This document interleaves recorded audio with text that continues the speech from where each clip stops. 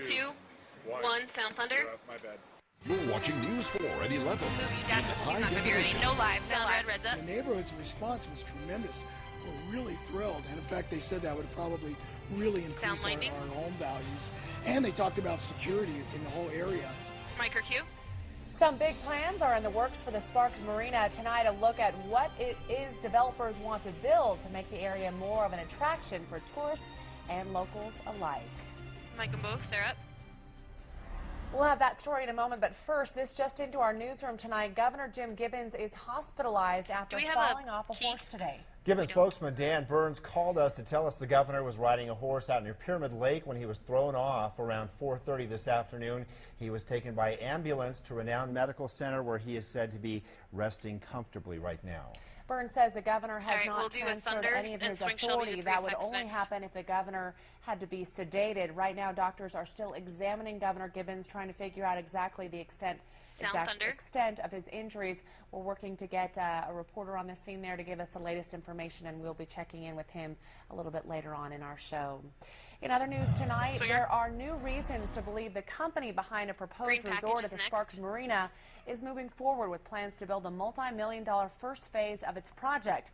After being tipped off to some of the latest developments, we called the Las Vegas company several times today.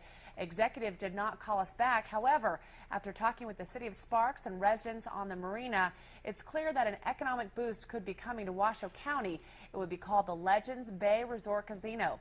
Andrew Del Greco has been talking to officials with the city of Sparks and residents who have met with the company called Olympia Gaming. Green's up. Right now, they're just pictures and plans sprawled out on a table inside a Sparks City building.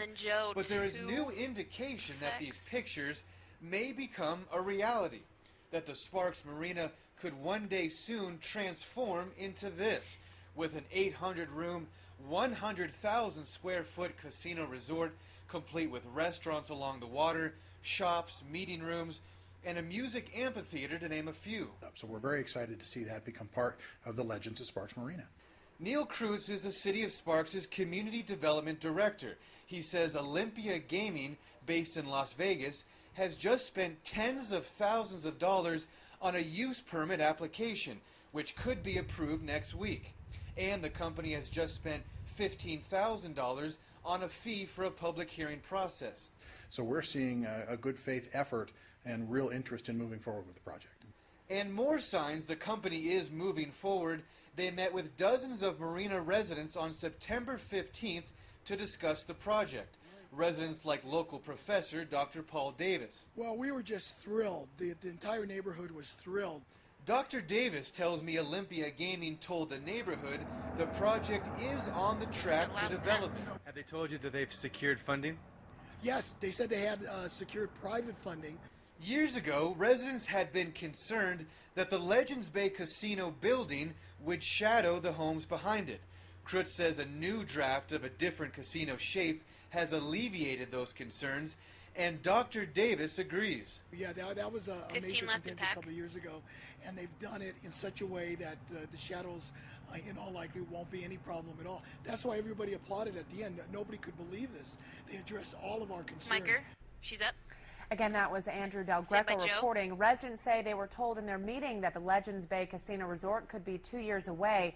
That remains to be seen, but we know the Sparks Planning Commission could approve a use permit on September 30th, and then the company would be able to get their building permits and begin construction. He's up.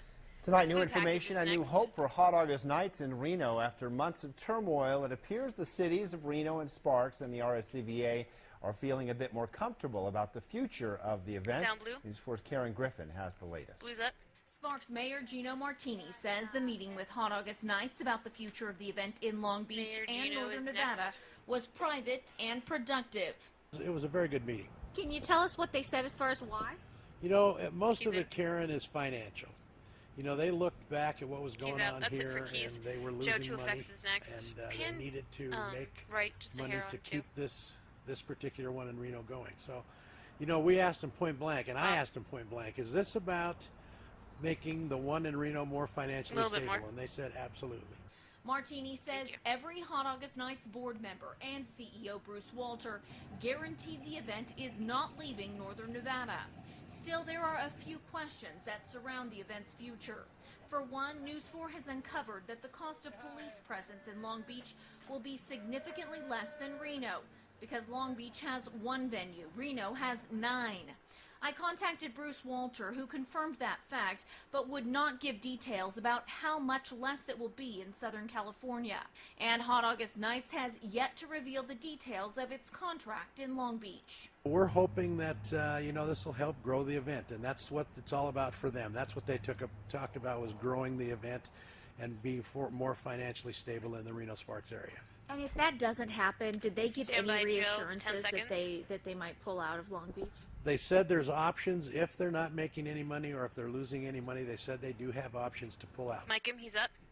We also contacted Reno City Councilwoman Jessica Speranza. She has been very vocal about her desire for a long-term contract with the event, and she says she is still hopeful a long-term deal can be worked out. She's up. Stand by, Red. Tomorrow kicks off the annual Street Vibrations event. Organizers say there are new things in the works this year. Joe 2 They've Center now will be opened next up for Virginia pictures. Street by the Reno Arch for an additional 800 motorcycles, and they will have a motorcycle mall in the middle of downtown Reno. Street Vibrations is the 4th largest motorcycle event in the nation and is now in its 16th year. He's up. Nevada Highway Patrol is investigating the death of a 46-year-old motorcyclist from Yerington who was killed in a crash with a dump truck on U.S. Highway 95A. 46-year-old Michael Leonard was killed yesterday afternoon about 9 miles north of Yerington. The NHP says the dump truck apparently failed to stop at a stop sign and traveled into Leonard's path before he slammed into the side of it. Leonard was thrown from his bike and pronounced dead at the scene. The truck driver was not hurt, and troopers are inspecting the truck for mechanical and safety issues before considering any charges. The truck driver's name has not been released. She's up. Stand by. A cement truck driver is expected to be okay after his truck rolled over at the Reno airport. An airport spokesperson says about 11 o'clock last night, the cement truck was on National Guard Way when it tipped over onto its side, trapping the driver. Fire crews and police were on the scene to free him. He went to the hospital with non-life-threatening injuries. The cause is still unknown. Mike Joe, he's up. Stand by. And a road construction project is creating some challenges for people who work in an industrial area near Rock Boulevard and Edison Way. For the past several weeks, 7 different roads near Rock and Edison have been completely gutted, and more than a dozen pieces of heavy equipment are working on the streets. High Sierra Industries, which employs dozens of people with developmental disabilities, is located on Reactor Way, and many of their employees ride the bus to work and have been having trouble navigating their way through the construction to get to their jobs. News 4 called upon the RTC to help out. Well, I think one of our concerns was that we're really mixing pedestrian and street traffic, and we really hadn't planned for that necessarily. In this case, we have some people who are walking from a bus stop. And it's a little complicated when you have to walk through a road being reconstructed. So we're out here working with the community and with the project manager today to see if we can't make some improvements. Mike him, he's up. Some of those improvements include installing small temporary ramps to help people step off the curb a little more safely. The project should be finished sometime in mid-November. A corruption scandal came to a head in a small L.A. suburb where 8 current and former city officials, including the mayor, were arrested today. The former Bell city manager, Robert Rizzo, seen here in this exclusive NBC video, was also among those who were arrested. Each is accused of misusing public funds by giving themselves huge pay raises. Rizzo's salary was reported to be $800,000. The district attorney there referred to the scandal as corruption on steroids and says it has cost the city more than $5 million. The 8 are set to be arraigned in court tomorrow. Mike, she's up.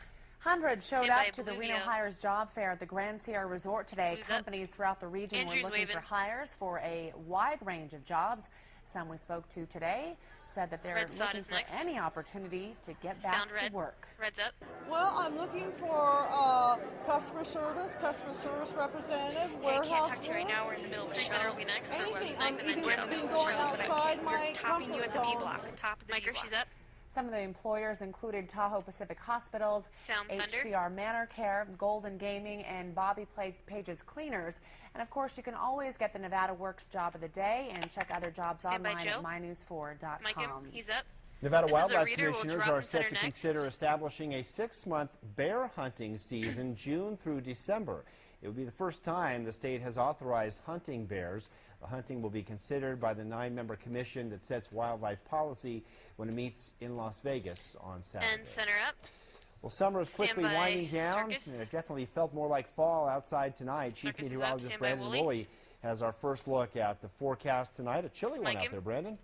That is right, Joe, and we do have some cooler temperatures in store for tomorrow before things really heat up for next weekend, almost approaching 90 degrees. You can see the situation at this time. The trough of low pressure will move into the area tomorrow, dropping our high back to the mid-70s and giving us some clouds to deal with. Already plenty of cloud cover out there tonight. If we zoom in, you can see all the clouds moving in from the Pacific. Tomorrow morning, partly to mostly cloudy skies at 8. Look for a temperature of 50 degrees. Your complete forecast is coming up a little bit later in the show. Shelby, over to you. All right, thank you, Brandon. Well, children who are victims of cyberbullying at school are at greater risk for depression than those doing the bullying. Researchers from the National Institutes of Health say these findings are different from traditional bullying, where depression rates are highest in those who both bully others and are bullied themselves. Because cyberbully victims often don't see their harasser, researchers say they are more likely to feel isolated and helpless to defend themselves against the attacks. Being bullied can negatively affect a student's grades, social skills, and general feelings of well-being. She's up. Bluevia is What would you do if your child's classmate threatened his or her life? Coming up tomorrow on News 4 at 5, a local middle school father tells us why he's decided to pull his 7th grader out of school after a fight ended in a serious threat. He's questioning, is the district taking that threat seriously enough?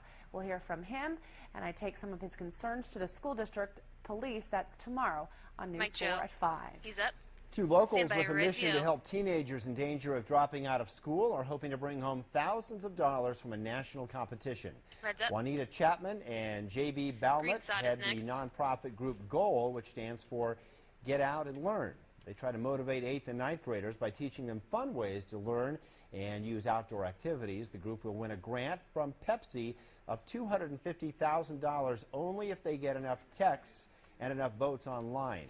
GOAL is backed by the Washoe County School District and has been encouraging the community to vote them into first place so the money lands in Reno. Green's up. We would just be so excited because this is kind of a lifelong dream for Davey and I. Joe 2 Effects will be next, and then we'll drop in center. We'd be overjoyed. Not only for ourselves, but for these kids as well, and for this community. We've both lived in this community for quite some time, and we really want to give something back. Mike, he's up. Right now, the local group is not in first place in the voting, and there are only 10 days left to vote. If you'd like to text or vote online, we've set up the information on mynews4.com under Get Out and Learn. And center up. Well, if you're a mom, more schooling could pay off in the form of healthier children. Those are the findings from a new study conducted at the University of Washington. Researchers say they found better educated women may be more likely to learn how to prevent diseases and prioritize household cleanliness and clean drinking water.